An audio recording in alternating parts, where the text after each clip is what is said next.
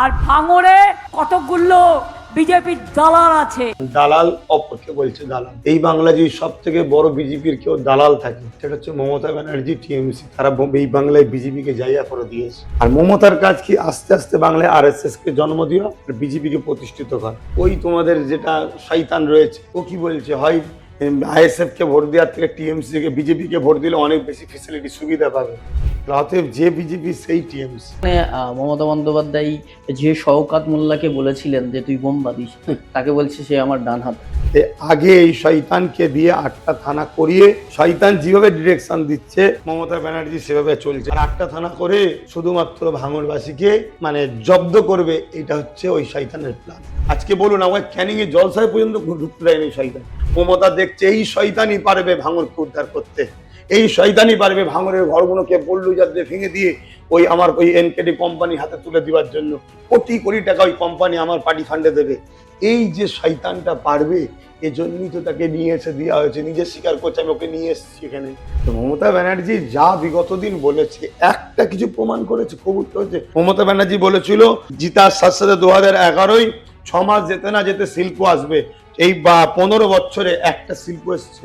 তারপরে বলুন double double চাকরি, ডবল ডবল শিক্ষা। ডবল শিক্ষা কি আমি এখনো মাথায় আমি ঢুকতে পারি না। ফুরফুরাই উন্নয়ন কি বলে রেল হবে, তারপরে 10,000 মাদ্রাসা হবে, আলিয়া মাদ্রাসা ইউনিভার্সিটি, মাদ্রাসা শব্দটা থাকবে। আর কি বলেন না, একটা কোনো কাজ করেছে? হ্যাঁ, কিন্তু আপনি তো বলেছিলেন যে ভাঙড়ে 2021 আপনি বলেছিলেন যে হসপিটাল করে দেবো, হেরে গেলেও হসপিটাল করবো, আপনি করতে পারেননি। করতে পারিনি, চাপে করতে পারিনি। আমার ভাই একটা এমএলএ, সরকারি লোক, আমি সরকারি লোক নই, আমাকে করতে দেওয়া হয়নি। ভাঙড়কে এয়ারপোর্টের হাতে তুলে দেওয়া হবে, এয়ারপোর্টের নামে কোম্পানির হাতে তুলে দেওয়া হবে। যেমন নিউ টাউনকে হিটকোর হাতে তুলে দিয়েছে, ওখানে মুসলমানদের বা ওই এলাকার মানুষের আর কোনো অস্তিত্ব আছে? ভাঙড়ের মুসলিম হিন্দু কারো অস্তিত্ব থাকবে না। নেবে এয়ারপোর্টের নামে এনকেডে কোম্পানির হাতে তুলে দেবে। ভাঙড় মানুষকে আমরা বাঁচাবো, জীবন প্রাণ দিয়ে হলেও বাঁচাবো। আপনি কবে রাজনৈতিক সবাই আসছেন? জিআইতে আপনাদের সকলকে স্বাগত জানাচ্ছি। রয়েছে আমি শাকিরুল ইসলাম, আর এই মুহূর্তে আমার সঙ্গে রয়েছেন আইএসএফ এর পৃষ্ঠপোষক এবং আহলে সুন্নাত ওয়াল জামাতের লিডারশিপ পিজাদা আব্বাস সিদ্দিকী ভাইজান। প্রথমে আপনাকে জিআইতে স্বাগত জানাচ্ছি। ধন্যবাদ।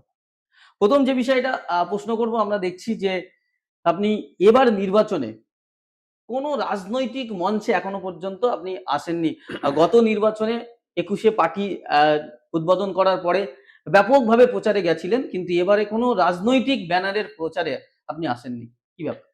অ্যাকচুয়ালি ব্যাপারটা হচ্ছে 21-এ যেতে হয়েছিল, তখন নওশাদ একদম নতুন মুখ এবং তখনই দলটা প্রতিষ্ঠিত হয়েছে। তাই প্রচার একটা জানার, মুখ চেনা পরিচয়ের ব্যাপার থাকে। তাই আমি প্রচার করে দলটা প্রতিষ্ঠিত করে নওশাদের হাতে বা আরো যারা তার সাথে আছে সবার হাতে তুলে দিয়েছি। সেই জায়গায় দীর্ঘ 5 বছরে নওশাদ ও তার টিম যেভাবে কাজ করছে, আমাকে যাওয়ার প্রয়োজন বোধ আমি করিনি, যাওয়ার প্রয়োজন নাই, তাই যাইনি। এবং পাশাপাশি আমি অন্য কাজে ব্যস্ত থাকি।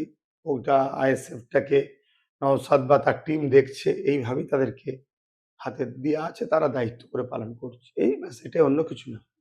কিন্তু শওকত মোল্লারা বলছেন যে আপনি রাজনৈতিক মঞ্চে পাচ্ছেন না, গ্রামে গ্রামে জলসা করে মানুষকে ভুলভাবে ভুল পথে পরিচালিত করছেন।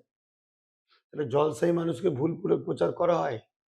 ইসলাম ধর্মের উপরে যে বিজেপি আঘাত দেয়, ইসলামের প্রচার, ইসলামের বাণী নাকি সন্ত্রাসী ছড়ায়, জুলুম ছড়ায়, এই যে বিজেপির যে এজেন্ডা বক্তব্য, সেই বক্তব্যই তো আজকে ওই শয়তান বলছে।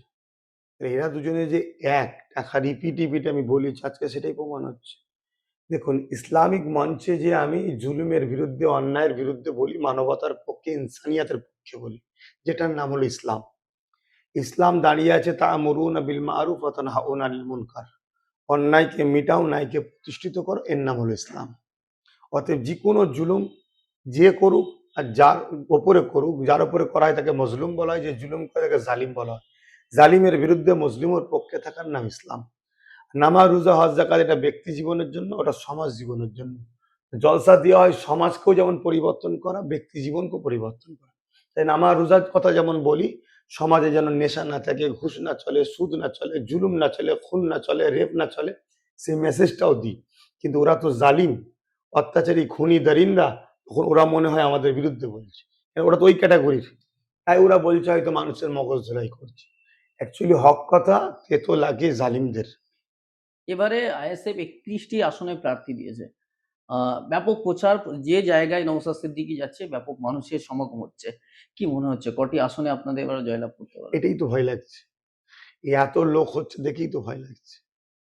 বিজেপি না টিএমসি কে সাপোর্ট করে দেয়? দিদি মোদির তো সেটিং। বাংলায় বিজেপি ঢোকার জন্য টিএমসি কে পাঠিয়ে বামের কেউ উৎখাত করেছে, আর টিএমসি এসে কংগ্রেসকে মুছে দিয়েছে। বিরোধী হিসাবে কি এখন বিজেপি? বিজেপিকে বিরোধী ভাবে এনেছে কে? টিএমসি। আনন্দবাজার পত্রিকায় মমতা নিজে বলেছে। কেন? যতদিন বিজেপি বিরোধী থাকবে তাহলে মুসলিম ভোটটা ফ্রিতে পাবো।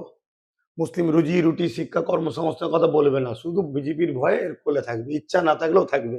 এক। আর মমতার কাজ কি? আস্তে আস্তে বাংলায় আরএসএস কে জন্ম দেওয়া আর বিজেপিকে প্রতিষ্ঠিত করা।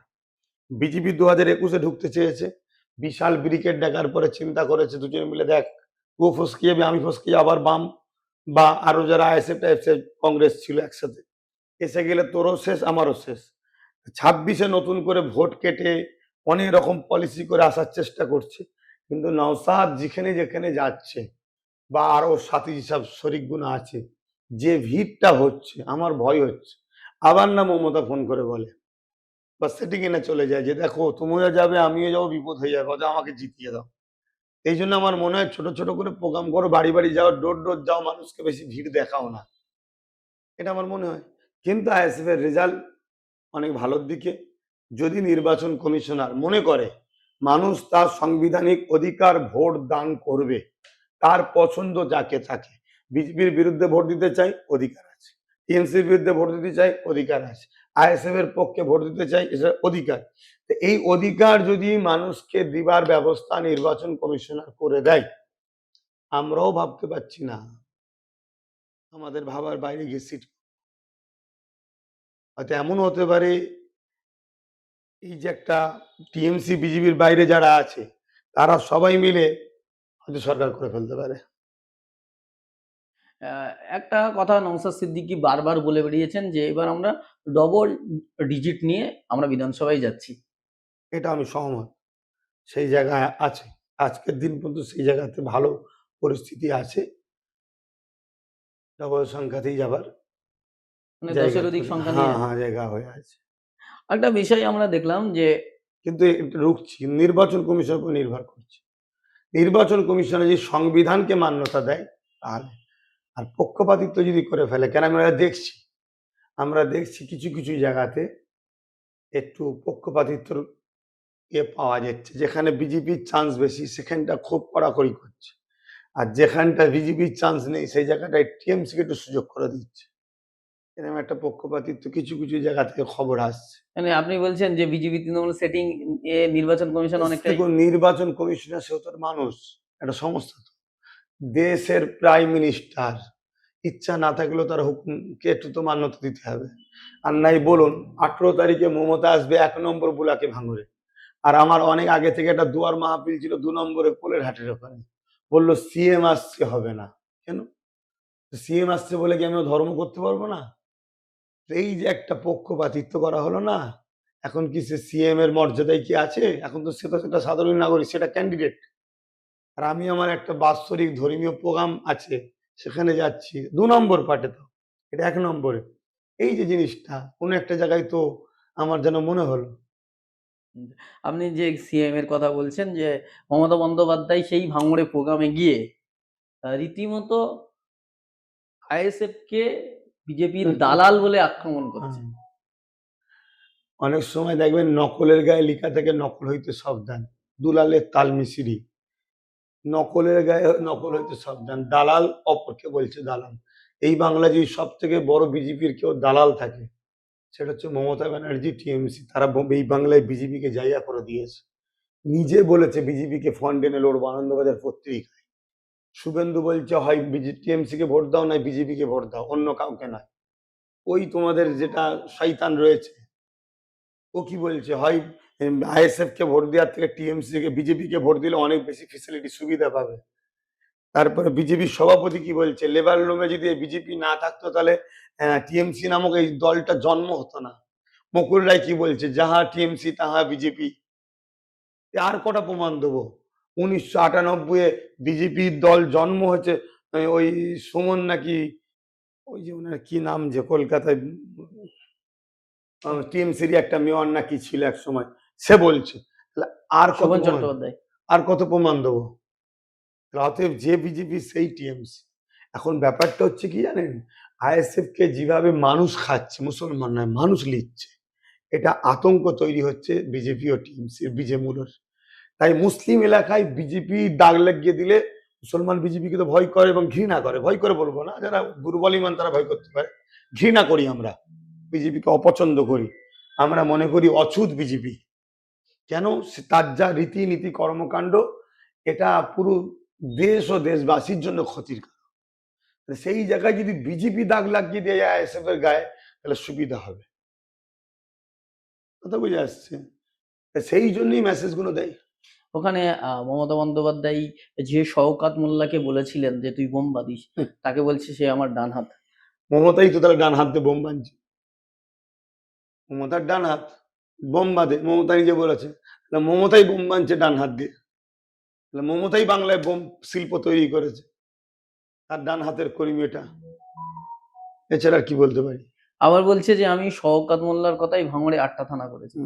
হ্যাঁ, ওই বদমাইশ যখন সেখান যখন চাইলো জীবনতলায় বাস স্ট্যান্ড তৈরি করার কথা, ওটা উন্নতি হতো, উন্নয়ন হতো, ওটা দিল না। 8টা থানা করেছে ভাঙড়ের মানুষকে কোন ঠেসা করবে বলে। ভাঙড়ের মানুষকে এয়ারপোর্টের নামে যখন জমি নেবে, তখন যাতে এরা বিদ্রোহ না করতে পারে তার জন্য কন্ট্রোল করবে।